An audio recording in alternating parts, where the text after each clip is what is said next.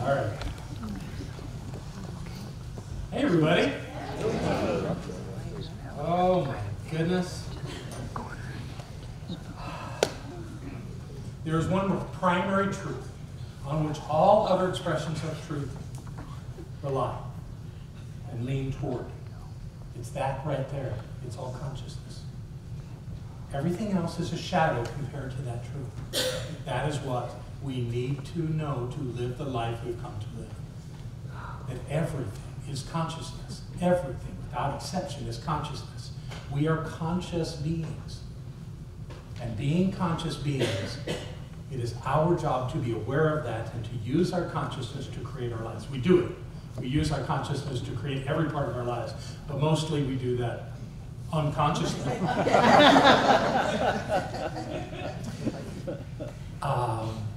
Several months ago, I asked those wonderful folks that put together the slides to not start with that welcome home slide that we had for years, that we should put up something inspiring. And because they knew that this was my topic, I believe they came up with that quote from Ernest Holmes that was there when many of you came in the room. Anybody remember it? Selena, you want to? No, I won't do that to you. I'm going to put it back up for you so that we can see this together. This is very powerful. Let's look at this together. The source of thought is consciousness. Thought is not cause. Ooh, how many of you thought that thought was cause? Consciousness is cause. Thought is not cause, it is effect. Intelligence is cause. First comes consciousness, then thought, then comes the word, then the law, and then the thing. Consciousness is eternal, without beginning, without end. Consciousness. Consciousness. What is that? That's the essence of who we are. It's the sum total of everything you believed or accepted or known your entire life. That's your consciousness. I believe we come in with consciousness. We absolutely are not a blank slate when we get here. We've already got stuff set in our consciousness when we get here. How do we do that? I'm not going to presume to know. But I know that this is what drives our lives. Consciousness. Another way to say that very simply is like attracts like. So what you've got in your consciousness, what those ideas that you use as the base foundation of what you believe is so in life are the filters through which all life shows up for you and me, without exception. This is the truth of who we are. Now that's pretty easy to say. And we can all recite that back all day long. But how do we apply it to our lives? How good are we at this, knowing that consciousness drives our lives? How do we use that in each moment of our lives to make our lives work? Because sometimes we don't. We know it, but we still don't do it sometimes. And I will be your example this morning. How many of you were here for our membership meeting last week? So you're a witness to this. We're bebopping through our meeting, having a great old time. We get to the financials. And we're going through the cash flow information. And at some point, our beautiful Kristen raises her hand and says, "Excuse me, this doesn't all add up." And I'm going, "What do you mean it doesn't add up? I redid these numbers 3 times to make sure they were right." "Well, if you take that number and subtract that number, you don't get that number."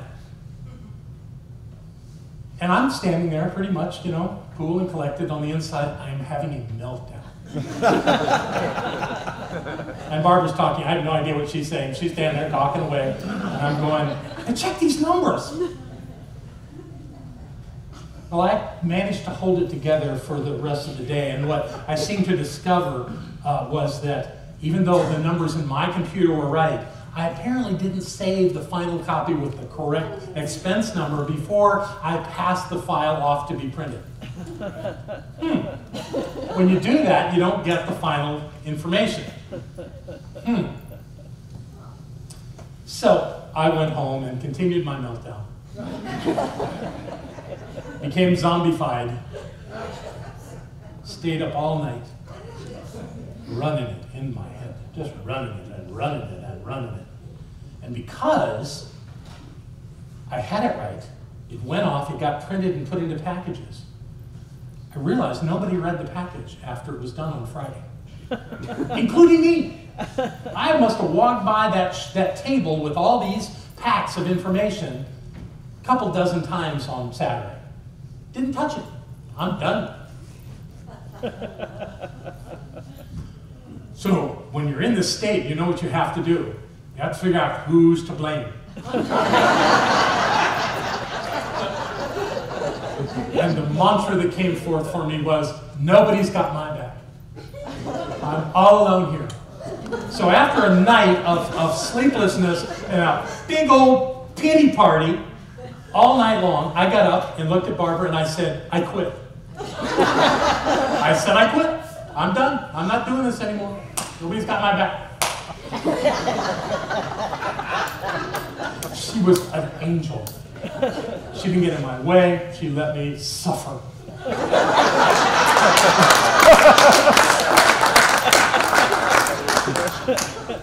And I suffered for a few hours. I brought my suffering into our staff meeting that morning. That was cute. And we made some minor adjustments, but still I'm in this hole. I've dug this amazing hole. And the images that are coming to my mind are just ugly. Ugly. You were in my mind. You were out in front of the center with these signs.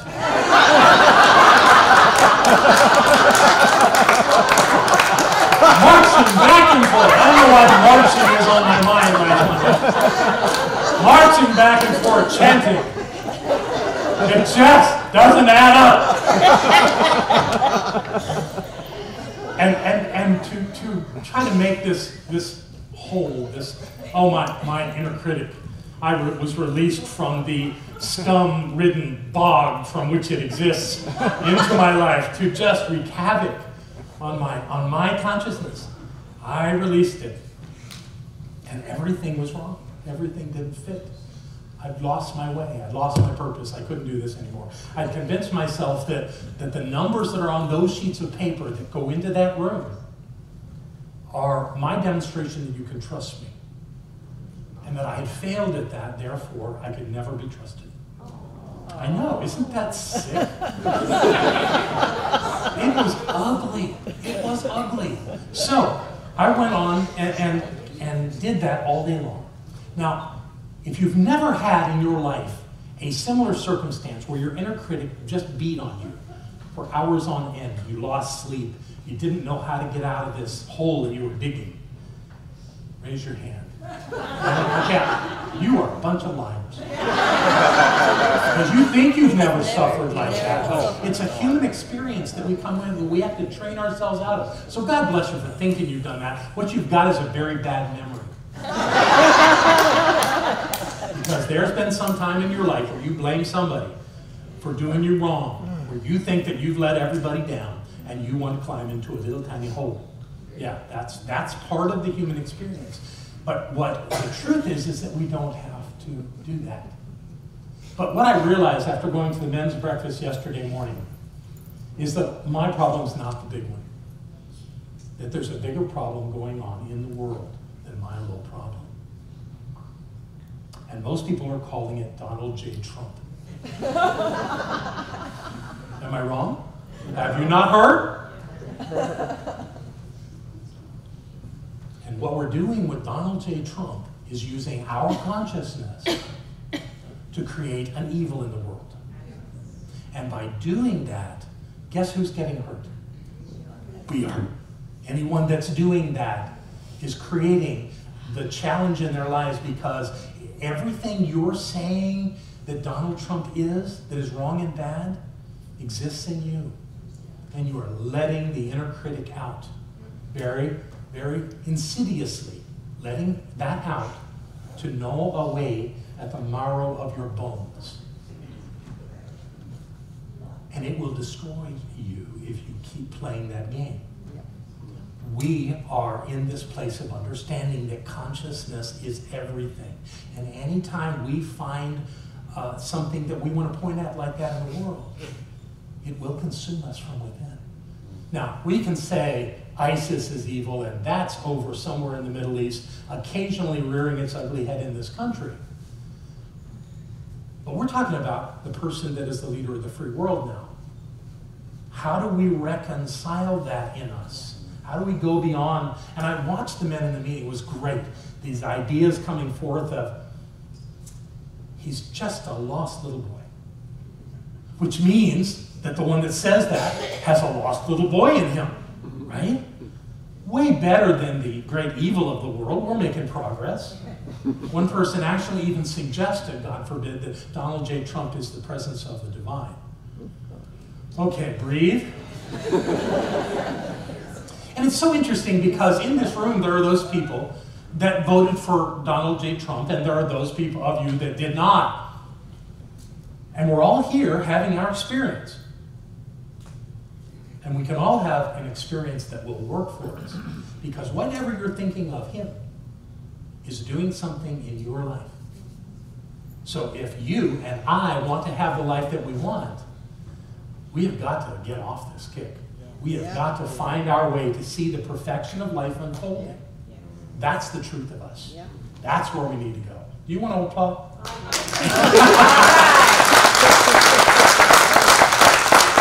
I would rather believe that Donald Trump is the great teacher for us all.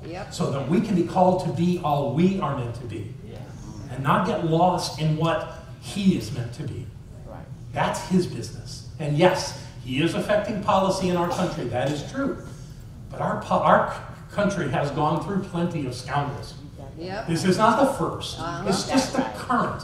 So don't buy into that. Let's find a way to live outside of that and allow this to work. I mean, if you look at who's been president over the last few decades, we go from a conservative to a progressive, to a conservative, to a progressive, and the swing is getting wider. That's what we do. It's like every 4 to 8 years, we're going to switch sides and look at it from a different perspective. Checks and balances. What can we learn from this about ourselves? Because the rest of it's going to take care of itself. Where does it apply to us? Oh, I have an idea. And it's like the oldest idea in the Judeo-Christian Bible. Early on, when the character Moses was out in the wilderness and came upon a bush that was burning yet not being consumed, this bush started talking to him. I mean, those are great images. That something amazing is happening here. What's happening here? Something to pay attention to. I always pay attention, right?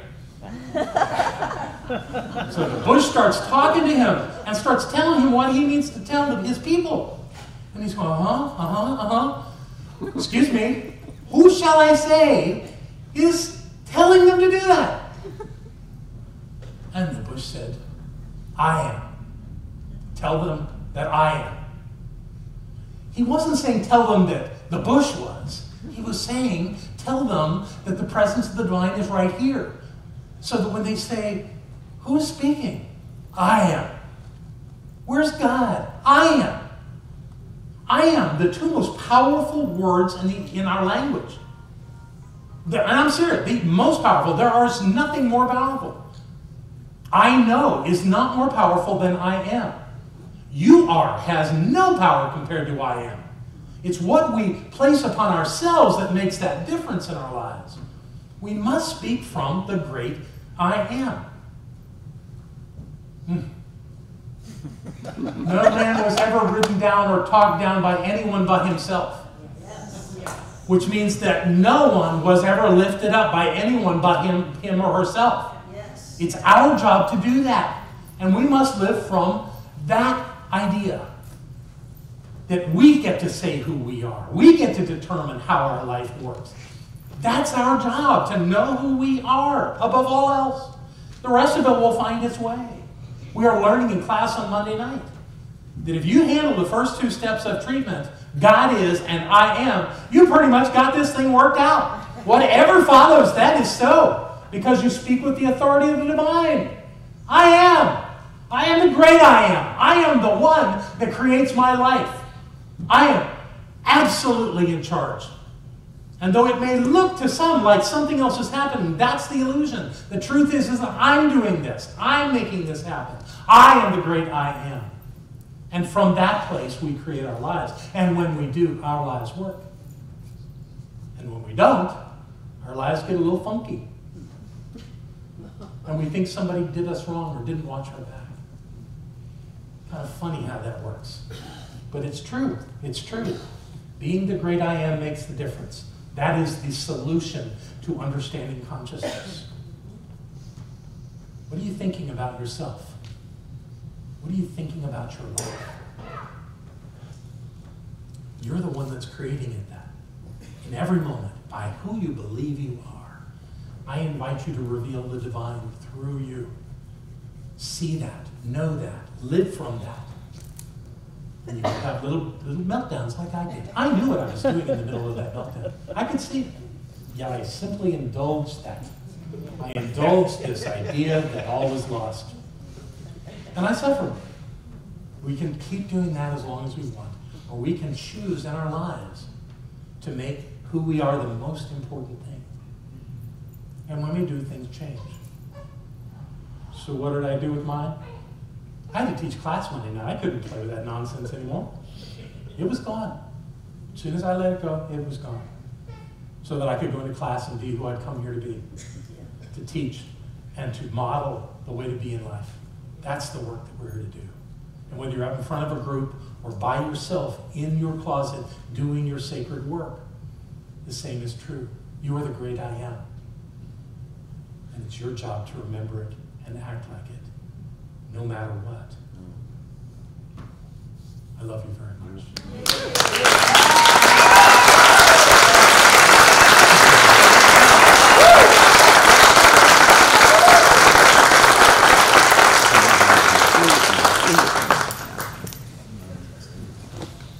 Thank you.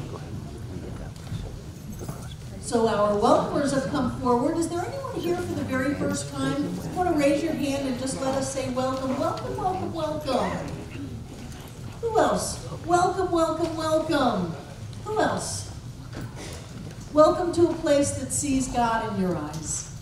Welcome to a place where miracles are an everyday occurrence, where anything is possible. If you come to this center, your life cannot help but get better. There's an energy, there is a consciousness here that lifts us higher and higher and higher. So I'm delighted that you've come to Center for Spiritual Living. These people have a gift for you, and they gave you a card. If you want to know more about what's going on, you can fill out the card. If you just want email, just check email only, and we'll send you information about all of the cool things here. But I'm glad that you came. Welcome, welcome. Excuse me. And now I'd like to invite our prosperity acceptors to come forward. Take out what you're going to give. And I want to take a moment and thank you for all of the generous support that you give to this center. And those of you watching online, thank you for all of the support that you give by going to the Donate Now button and clicking into PayPal. We give by many ways. We have people who give monthly on their credit cards. We have people who have their banks mail in checks. We have people who go into the social hall and use the donation station. We have people who flash the QR code on the back of their program with their phones. But whatever way you give, I am so grateful that you give. And that in giving, something magical happens to all of us. I am grateful that we not only teach prosperity, but that we demonstrate it. You are the best. And because of that, we get to be the best center ever, touching the lives of millions of people around this world. So hold your gift. If you want to cover it with one hand and bring it close to your heart, that's what I do. And in that, I know that this gift is blessed. I know that each one of us is spirit in form, and as we give this gift, which is also spirit in form. God is the source of all supply. Money is spirit. Money is good. Money is magnificent. And as we give this gift, that spiritual essence of each one of us goes with the gift. We come together to coalesce and grow and shine brightly and make this Center for Spiritual Living all that it was ever meant to be. It's a place of peace, a beacon of light, a tower of strength, and a fountain of wisdom that touches the lives of all who call it home. And we'll repeat our investment affirmation together aloud. I freely and joyously give from the abundance and fullness of my overflowing wealth, knowing my gift goes with love as it touches and blesses the world, and so it is.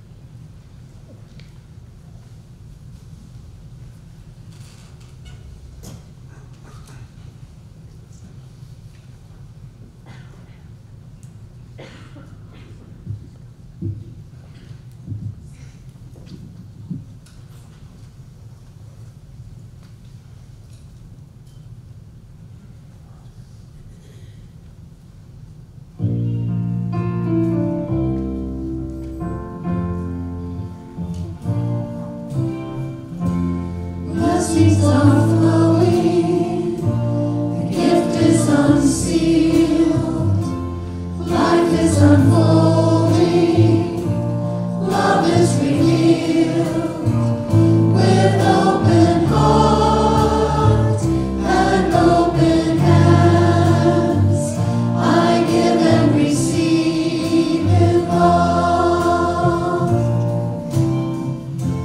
Blessings are flowing, the gift is unsealed, life is unfolding, love is revealed, with open heart and open hands, I give and receive in love.